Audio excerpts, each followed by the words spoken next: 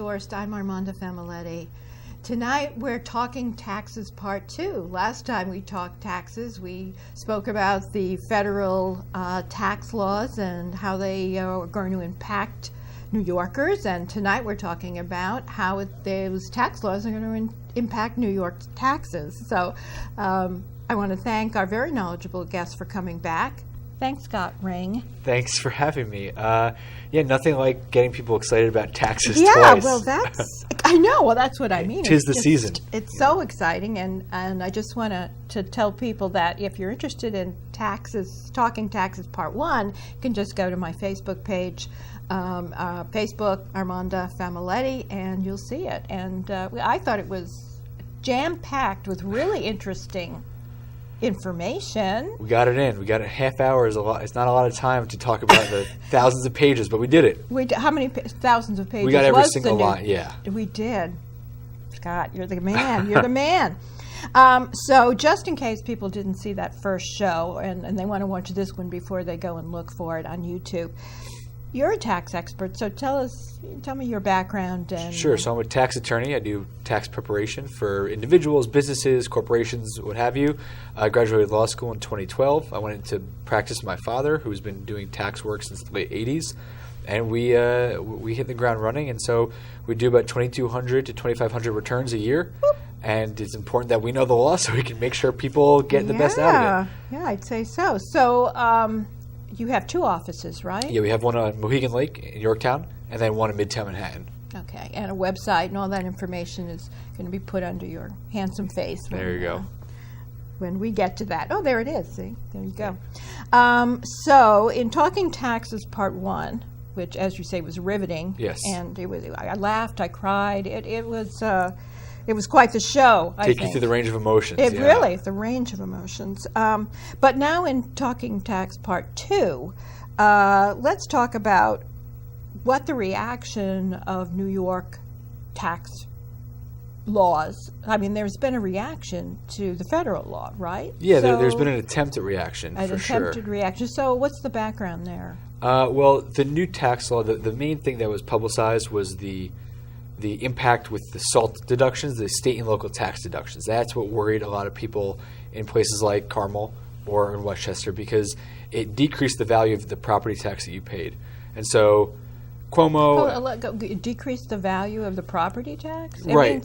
So tell me again, they limited what we can deduct. Right. So in 2017 and before, part of what you could itemize were the taxes you paid to your school taxes, town, county tax. That was all deductible. So were the taxes you paid to the state for income taxes, or if you were a New York City resident or a Yonkers resident, your city income taxes. Now, the combination of your state and local taxes plus your property taxes is maximized at $10,000. The reason that impacts people in Carmel and Westchester and a lot of other places are that your property tax alone exceeds $10,000. So you're losing the value that you used to be able to deduct against your income. Right. And so the feds, in all their wisdom, they doubled the standard deduction to try to offset that? Yeah, so to offset that, but really they also eliminated what's something called exemptions.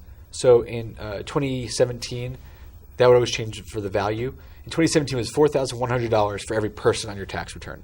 Every dependent. A person. No. If you, your spouse, and dependents were all $4,100 of exemption with high income phase-outs. But let's just talk about somebody who makes a middle class person, okay, whatever that means to you. Right, I know. What is that, like 70,000? It's hard to say, right? Because in New York City or up here, that's probably not middle class. That's probably below, but the numbers, they vary. But let's just say, so now that exemption, $4,100 a person, is gone. It's zero. You get $0 per person.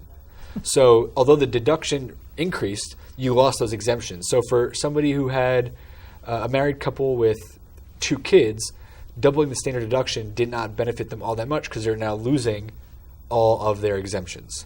But they have a higher child credit. Yes, that's true. That has been the saving grace for a lot of clients so far this season for us. Okay, so you've already been doing some returns. Yeah. Okay, so you can sort of give us an idea of what's what's happening. Yeah, here. people aren't happy, but we can. People aren't happy. Not Okay, happy. so speaking of people not being happy, what people seem to be unhappy with is of their refunds. Yeah, what's the story behind that? So I am not a fan of the tax law overall necessarily, but the refund issue is an uninformed anger, right? So your refund just means that you overpaid the government. I don't like personally. I don't like overpaying Not for a things. good thing to probably do. Right, but that's anyway. all a refund is. It's just your money that you've given to the government with interest free. So people's refunds have been lower because when the tax law passed, most employers were taking they were taking less money out of your paycheck. Your withholding went down, so you had more in your pocket. The idea is that you're using that money in your pocket to invest or to invest in yourself, to pay off student loan debt, your mortgage, or whatever. And then you can't have it both ways. You can't both have more in your pocket and a greater refund. And so people have more in their pocket, and even if they're paying less taxes, for the most part, their refunds have been down, so they've been annoyed by that. Yes. So have people not noticed that there's more in their pocket? Well, let's say you have a $5,000 difference from last year. $5,000 over 26 pay periods is not a huge impact in your wallet.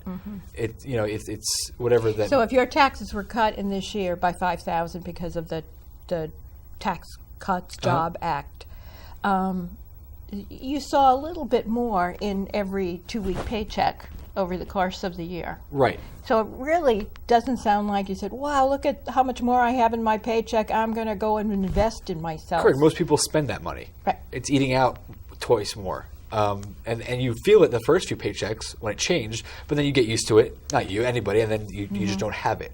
So you expect your vacation money to come in your refund, and it doesn't. Ooh, okay. Ouch. Yeah. And we have a lot of people who have a lot of deductions that they used to write off, and you can't anymore. So I had an electrician yesterday or on Saturday, and he's like, well, what about my union dues? You used to be able to write that off. You can't. Yeah. So people have been, they've been surprised or disappointed or not happy for the most part. Yeah, okay. Well, that's too bad because by now people were supposed to be really happy with the tax cut and, right. And we were all going to be terrific and it was going to be so good for the economy. Well, the idea is, still, I'm not defending. Is it too soon to judge it, do you think? I think that it gives people too much credit. I think that idea that it'll be good for people gives people too much credit that they're good at saving, that they notice where all their money goes, and I think for the most part people don't. And so, it's good for the economy in terms of people spend more money during the year. They took an extra night out for dinner, maybe. Right, but I think that attitude is a big part of the economy, and people are probably pretty down right now, or they're not planning the big thing that they were going to before. Oh. So. Gee. Sorry, because I haven't done my taxes yet, so now you're making me think I'm not going to be taking a vacation. Well, you might not if you were planning on a big refund. Scott, okay, so New York State is not taking this lying down, are Correct. we? Well, we are now. What is New York State? Oh, we are taking. We this are. lying Yeah, we down. kind of are. Yeah. So the New York State passed a law that would allow municipalities to pass their own law that said if people wanted to, instead of paying their property tax or their school tax, pay into this fund, this charitable fund. Right, and we have some information about that charitable fund. So and so that sounds great, meaning that let's say you were your school tax was $10,000, and instead of paying your taxes, you put it into this fund for education. okay, that's $10,000. So you don't have to pay your tax. Instead, you can make a donation to the fund. Right, and then you'd get a percentage of that donation would be allocated towards your taxes. Okay. And then you'd be able to write off what you put into the fund as charity, which is still deductible if you qualify.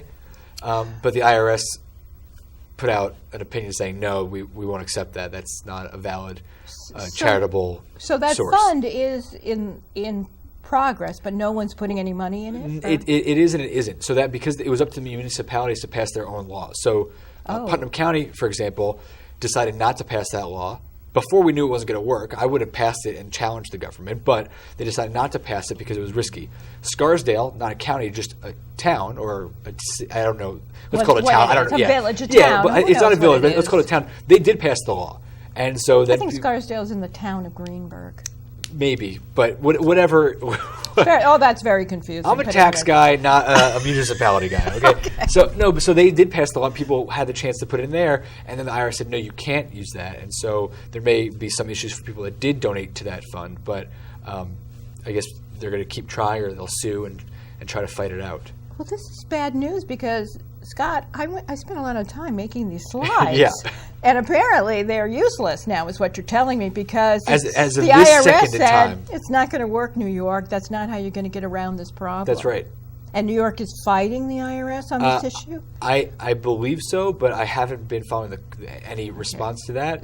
But the IRS knocked it down around October of last year. They said, no, we're not going to allow that. So the funds still exist, but people will have a harder time or an impossible time writing off their contributions to charity as charitable donations. Right. Okay. So the offset of paying your property taxes as a donation to a charity isn't going to work. Correct. Is that what you're saying, That is Scott? what I'm saying, It yes. ain't going to work. So I assume you have not counseled any of your clients to do something like that? So when somebody asked us back maybe in August, they said, well, I live in Scarsdale. Can I do this? Oh.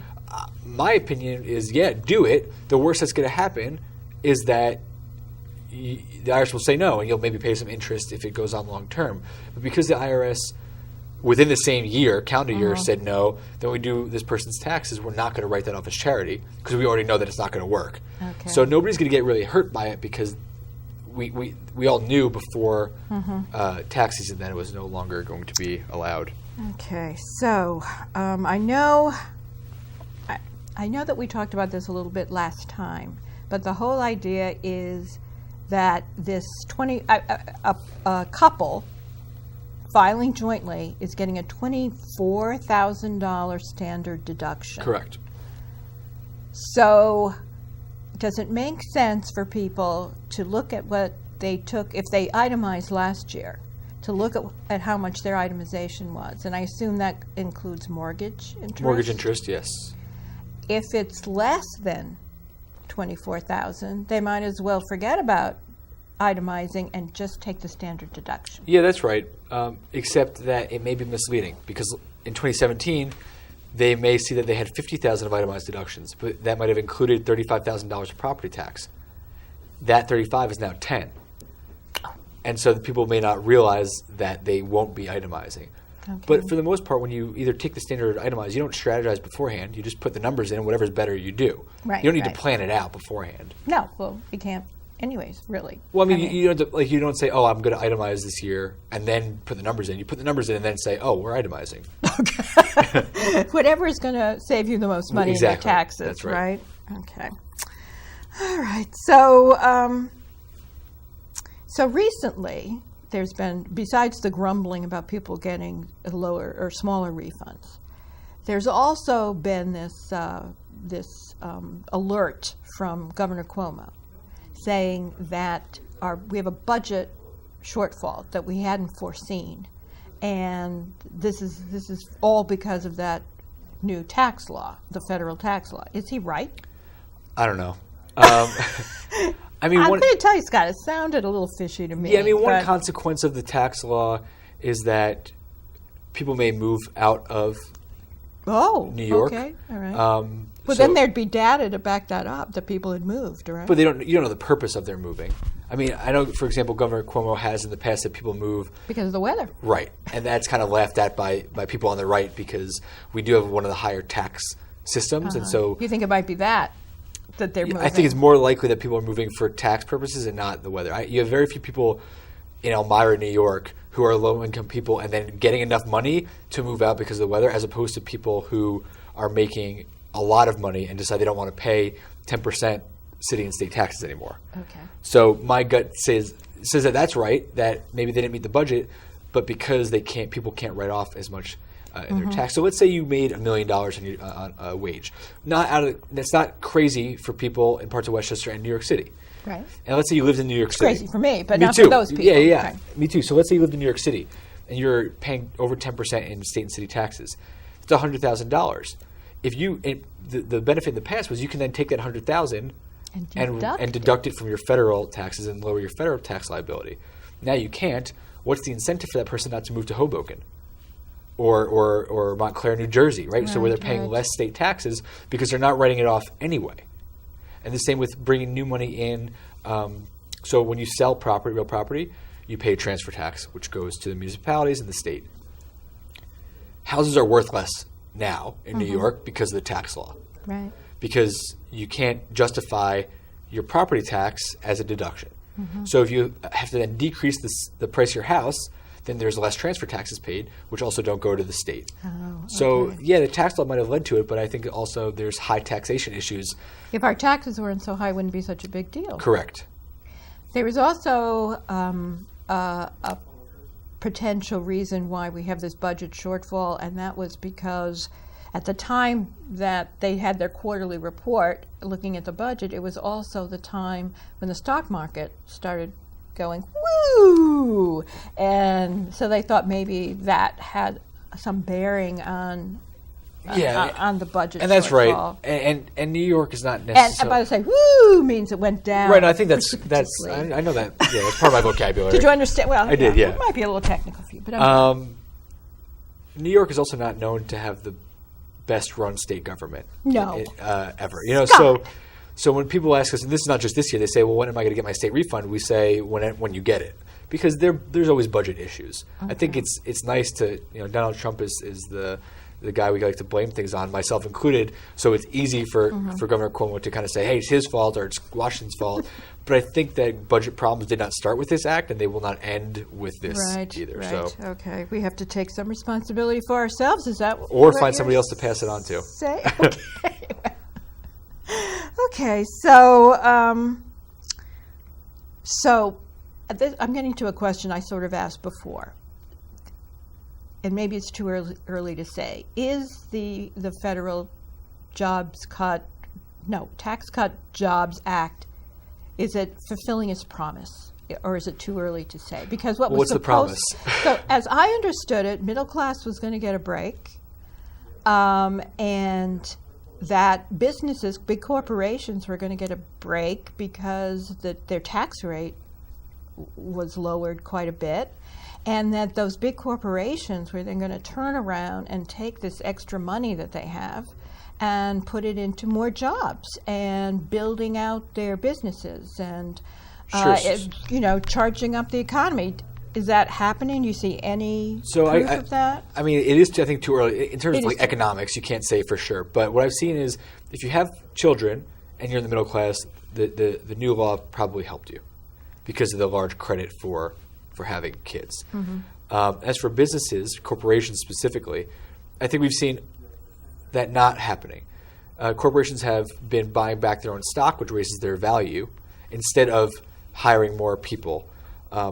In fact, as somebody they buy back their own stock, which makes the corporations richer, but they're not doing much, and their shareholders richer, but they're not doing much for hiring more staff. Is that what you're saying? Well, right. I mean, I don't think corporations are supposed to be altruistic, right? As a shareholder, I want to. You want your biggest profit. If I own a share, I want the corporation not to waste money. If you need more employees, you hire more employees.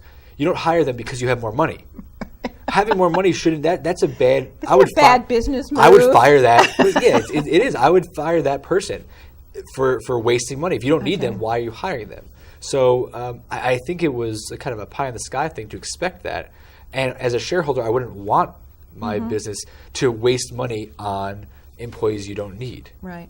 And what about bonuses? I remember last year when they first put the tax cut in, I saw all sorts of television coverage of people getting big bonuses that they never got before. Are they going to get big bonuses in 2019? You're talking about like the average worker, right? Yeah. Well, that's what this bill was supposed to be for. I think that was a lot of PR, right? So $1,000 PR or BS? No. Whatever letters you want, but yeah, I think quite a bit of both. I think most PR is that. Okay. Right. If you have a worker and you give them $1,000, let's say you make $40,000 a year. Okay, that's middle America, and they get a $1,000 bonus. That's a huge bonus percentage-wise. But it's much cheaper for that corporation to give a one-time $1,000 bonus than it would be to raise their salary by $1,000 a year. Right, because then they have to pay payroll taxes. Well, it's a one-time thing, and they're not going to do it again next year. But if you do $1,000 a year, that person now has an extra $1,000 in their pocket all Okay. or $200 a year, and they have, they're making that $1,000 over 5 years, but they continue to make more and more.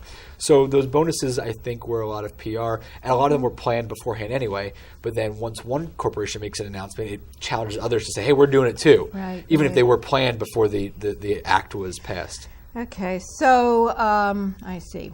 So let's talk about charity. Okay. Right? Just to go in a totally different direction. Charitable deductions. People, Yes. I guess people of means would depend somewhat on their large charitable deductions every year and include that in their itemized deductions. Right. But now, because the itemized deductions are disincentivized, you might say, right? I wouldn't say that. Oh, I wouldn't you say wouldn't say that. disincentivized. I'm the host. You're not supposed to contradict. Okay. Well, you just asked me if I would say it, so I'm saying I Okay, wouldn't say all right, it. all right. What would you say? Well, because disincentivized, again, it makes it seem like there's an option. There shouldn't be an option. It's either better or worse to itemize. But Okay, you're still I going to put see, everything I you see. can towards it, and then it is or it isn't. Okay. So charities. All right, I interesting. agree with you now. Thank you. You're right. And this is now my show. All You're right. folks at home. I'm happy to give it to you. Yeah. Do you want my little iPad? This is No. locally sourced with Scott Reing, my guest. Right, yeah. Armanda. Okay, Fine. so clue. charity is still deductible if you qualify. Meaning, let's talk about a single person. $12,000 standard deduction. Let's say you make $100,000 or so, and you pay your full $10,000. You don't own. You rent your property. You rent an apartment. Okay. And you pay your full $10,000 to the state and city. Let's say you live in New York City. Uh-huh. So you have $10,000 towards your itemized deductions, but you're still $2,000 short. If you give anything less than $2,000 to charity, you didn't use any of it to deduct from your federal income.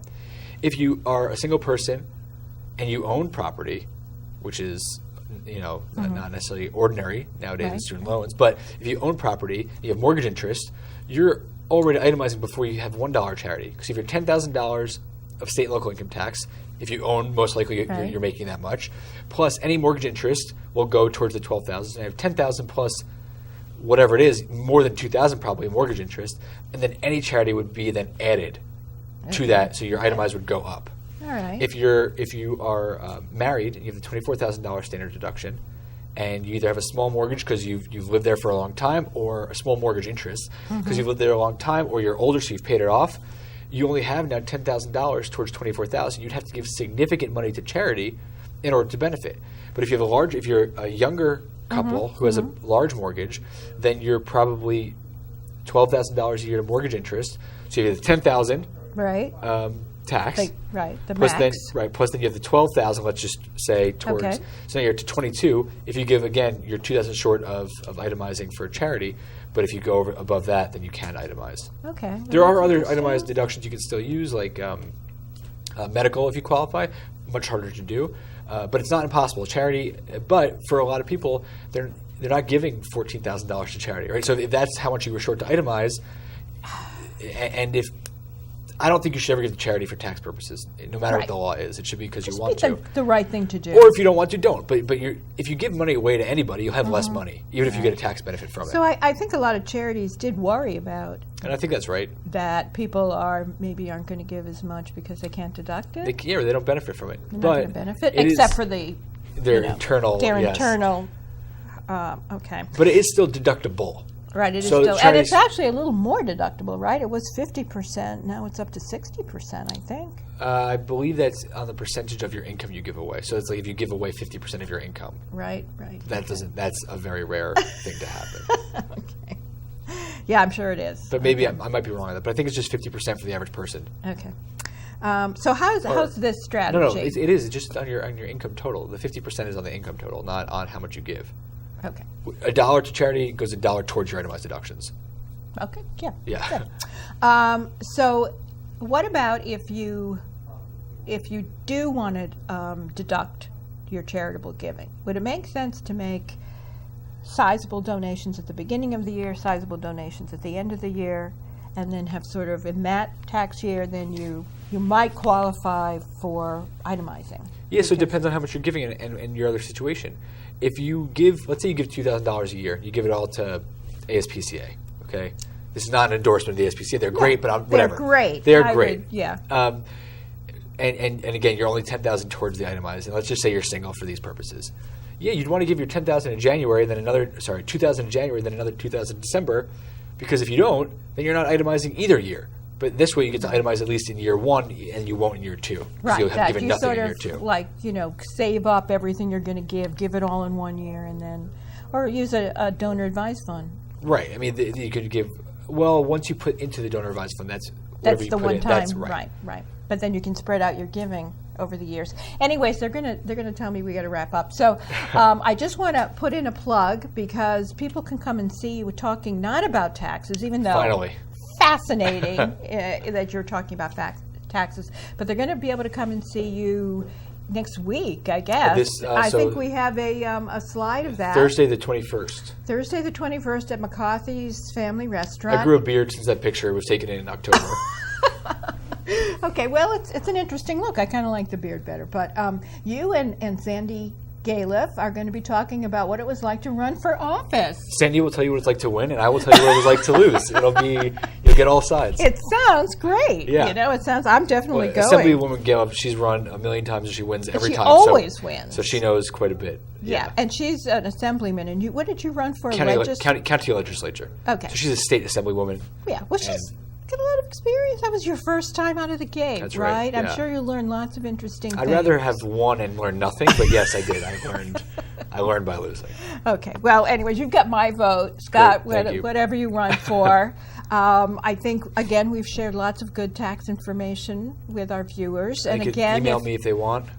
They could your email and Gary the Taxman. That's my dad's right? Gary. Yes, it's scott.ring@garytaxman.com. That's a little confusing, but anyways, right. Gary Taxman is easy to remember. Yes. And they can go and see you at McCarthy's on the 21st. The 21st of February. And I hope you're going to run for office again because we need smart young men like you. We'll see. Yeah, that's the plan, but we'll see what happens.